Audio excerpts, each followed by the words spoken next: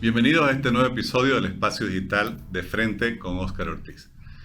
Estamos, por así decir, superando la pandemia y vienen muchísimos desafíos para adaptarse a las nuevas circunstancias. Uno de ellos es cómo va a ir evolucionando el liderazgo, especialmente el liderazgo en el trabajo. Conversaremos con una de las mayores expertas en materia de talento humano, de gestión del talento humano en Bolivia. Me refiero a Denise Hurtado, quien es CEO de BPO Center, Human Value. Es además directora y asesora de empresas y coach profesional. Muchas gracias, Denise, por aceptar esta invitación. Gracias, Oscar, y un saludo a toda tu audiencia. Gracias.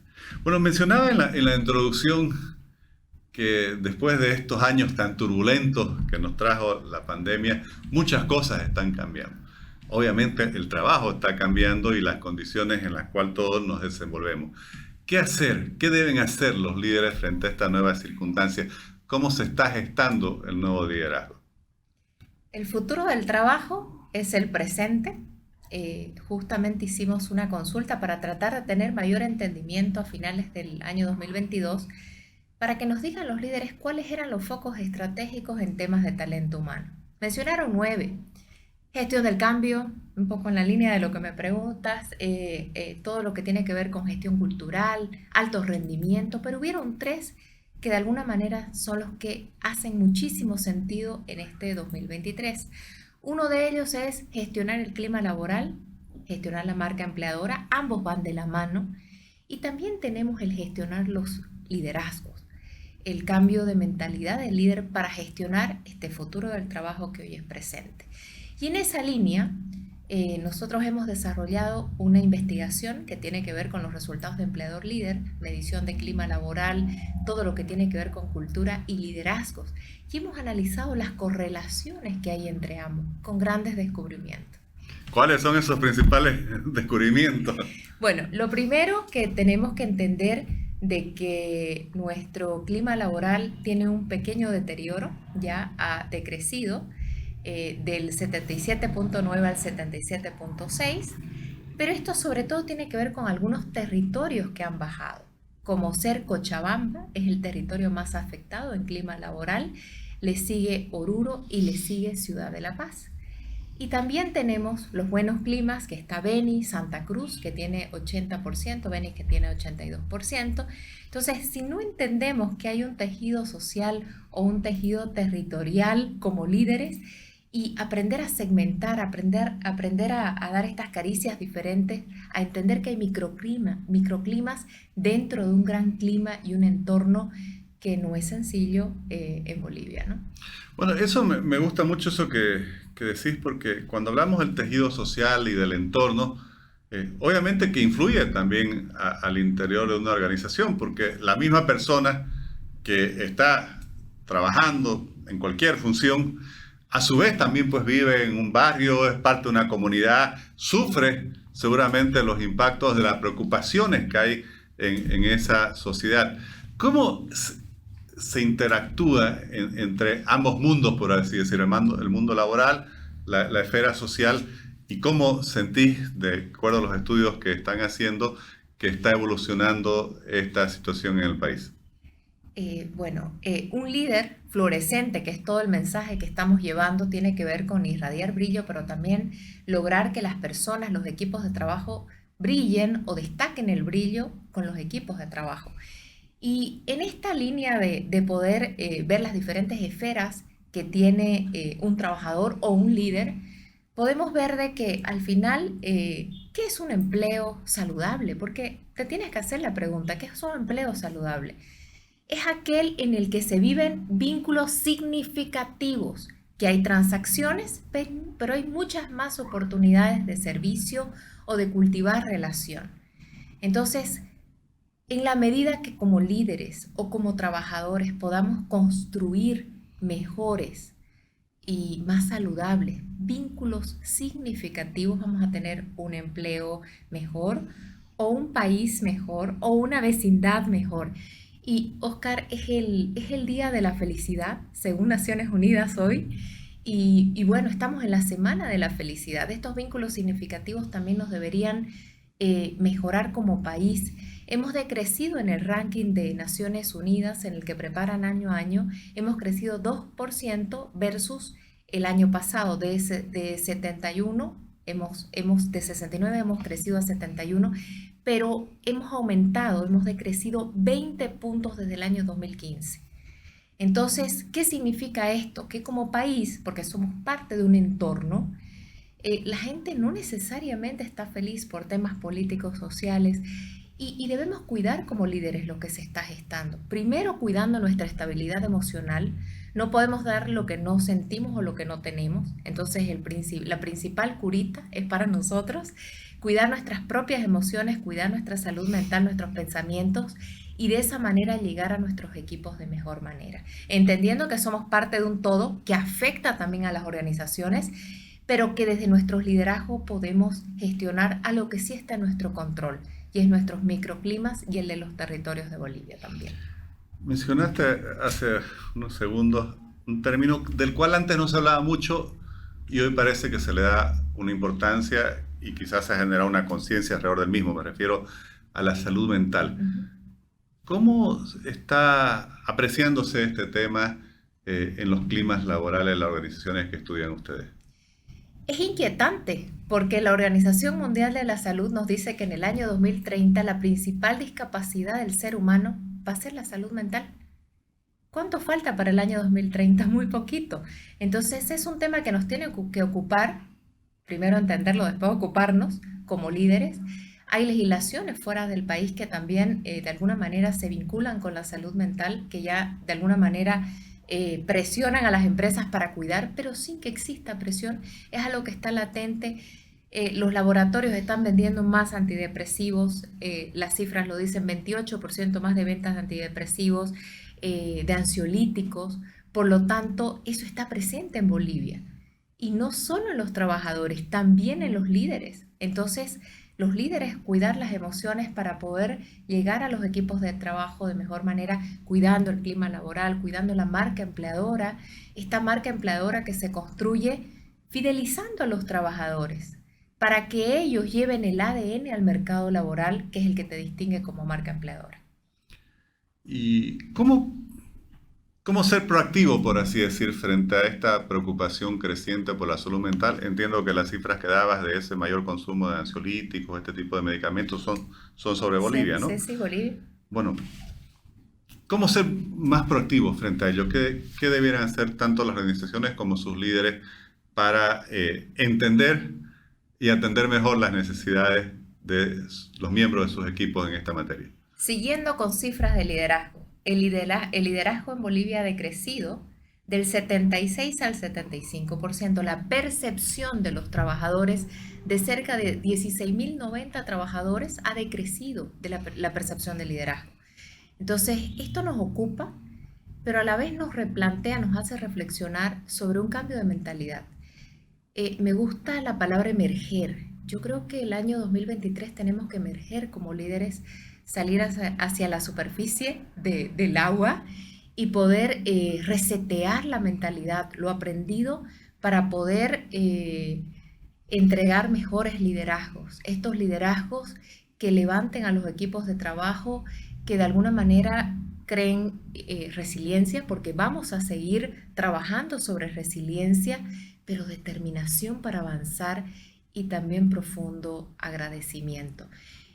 Un poco el mensaje que de alguna manera estamos dando es que este ambiente de cambio, porque estamos en un ambiente de cambio, de volatilidad, de estrés constante en las empresas y bueno, en las diferentes esferas, nos debe sacar mejores personas, mejores líderes. Debemos construir mejores equipos porque solo así se alcanzan mejores resultados. Has repetido varias veces un concepto que es el de marca empleadora. Te escuché en otra exposición mencionar que hoy como que el mundo está al revés y es la gente que elige dónde trabajar, que elige a qué jefes tener y no las empresas o las organizaciones o los líderes o los jefes, como se llamaba antes, que eran los que elegían a quién contrataban. ¿Qué es lo que ha cambiado y cómo está evolucionando esta tendencia? Bueno, si tenemos más añitos, nos cuesta entender este concepto, pero en realidad de lo que se trata ahora es de que al elegir a un colaborador, el colaborador también te está eligiendo. se eligen el empleador y el colaborador, y sobre todo las nuevas generaciones eligen a sus futuros empleadores. Y esto tenemos que entenderlo así. Entonces tenemos que crear conceptos o propuestas de valor que sean elegibles por una sociedad completa, por un mercado laboral. Y acá en los resultados de satisfacción podemos ver de que las generaciones no necesariamente se comportan igual. Los baby boomers, que tienen más de 55 años, están súper satisfechos, son los que tienen más alto nivel de satisfacción, con un 80%. Pero también los centennials, las nuevas generaciones, están satisfechas. ¿Dónde vemos oportunidades de mejora? En los millennials, que son los que tienen más de 25 años, están presentes en las organizaciones, pero todavía son esa generación sándwich que no es centennial, no es X, y de alguna manera está tratando de encontrar un lugar en las empresas. Los centennial, ¿qué hemos encontrado que les hace bien? Los lugares colaborativos, la sensibilidad de las empresas, que se preocupen por la sostenibilidad, que sean ambientes verdes, pet friendly, todos lugares de alguna manera que co-creen, disruptivos. Todos estos ambientes de co-creación, de colaboración, son lugares y espacios que a los centennials les gusta muchísimo. Los baby boomers, ¿por qué han crecido tanto? Porque están agradecidos porque han permanecido en las empresas, los que aún siguen trabajando, valoran mucho más porque han visto a las empresas en algún momento, hoy la ven en otro y valoran su fuente de empleo. Entonces, de alguna manera, no es lo mismo en este futuro del trabajo, y hablando de marca empleadora, tenemos que entender que tenemos que segmentar, aprender a dar caricias diferentes por generación, por género también. Hoy sé que se habla muchísimo de la equidad e inclusión, tenemos las cifras que dicen que estamos evolucionando, pero todavía hay una principal desventaja, y tiene que ver con que no hay las oportunidades de ascensos y promociones en las empresas. O sea, hay muchas más mujeres que han ingresado, pero todavía no logran estar en la mesa de decisiones o mucho menos ser jefes. Entonces, de alguna manera faltan espacios para que las mujeres también desarrollen habilidades. Este es un trabajo de la sociedad completa, no solo de la mujer, sino también de las empresas, que logren elevar las capacidades, las habilidades, para que ya puedan estar sentadas en las mesas de decisiones. Entonces, marca empleadora es todo ello, es sensibilidad. Si te tengo que decir una palabra, es sensibilidad a la hora de llegar a las personas, entendiendo que el foco principal son las personas.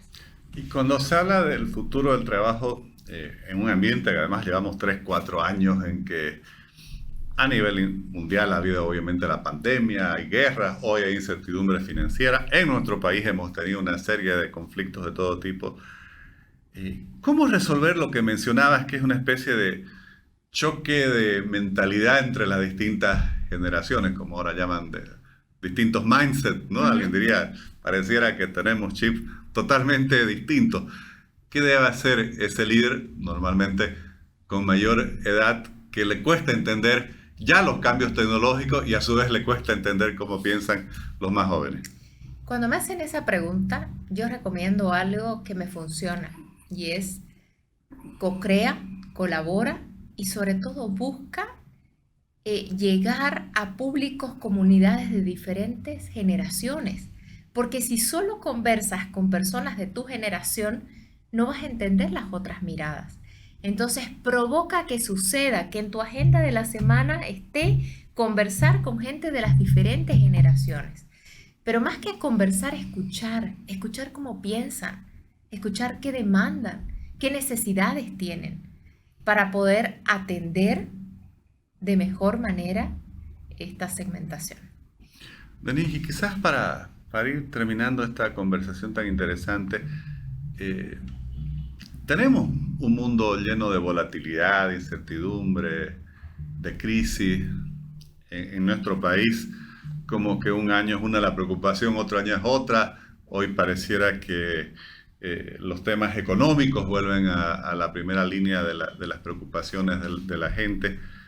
¿Cómo encarar el liderazgo en estas circunstancias frente a personas que a su vez están sufriendo esas mismas ansiedad, esa misma incertidumbre sobre su futuro personal, familiar y el de la propia economía en su conjunto. O ese mismo líder, tal vez su puesto de trabajo está en riesgo. Entonces tiene que gestionar equipos de trabajo, pero a la vez tener la inseguridad de que por ahí sea el próximo en salir de la compañía. Eso está presente en las organizaciones. ¿Cómo gestionar esto? Gestionando tus emociones, pero también entendiendo que hay diferentes frentes que entender y que atender en Bolivia. Programándote para todo lo que hay que hacer en el día, pero también para lo importante, que es dedicarle tiempo a la gestión de personas, dedicarle tiempo al bienestar, a cuidar, a preservar el empleo del bueno, el empleo que logra que las personas crezcan profesionalmente, personalmente, y de esa manera construyan vínculos significativos. Yo pienso que el mensaje de emerger como líderes tiene que ver, Oscar, con nacer. Tiene que ver con, lo has hecho bien hasta ahora, pero el mundo y tu empresa y Bolivia necesita un líder mejorado. Ese líder mejorado no puede venir con lo mismo, tiene que venir con lo que había, pero además tal vez desaprendiendo algunos elementos, incorporando otros que son necesarios para gestionar mejor hoy a los equipos de trabajo y a las personas. Yo me quedo con que el ambiente de cambio necesita líderes emergentes, líderes que se atrevan, pero que tengan la emocionalidad, la estabilidad emocional para desafiar, para ejecutar y la determinación para involucrar a todo el equipo de trabajo y los territorios del país. Mencionaste algo que me hace pensar en una pregunta adicional, si te parece. Recientemente conversé con la decana de la Escuela de Negocios de la Universidad Católica de Córdoba. Ella decía que en este mundo, en este momento, es muy importante aprender a desaprender. Dijiste algo similar hace un momento. Parece contradictorio. ¿Cuál es el mensaje atrás de esta reflexión? El mensaje es que tenemos que ser eternos aprendices.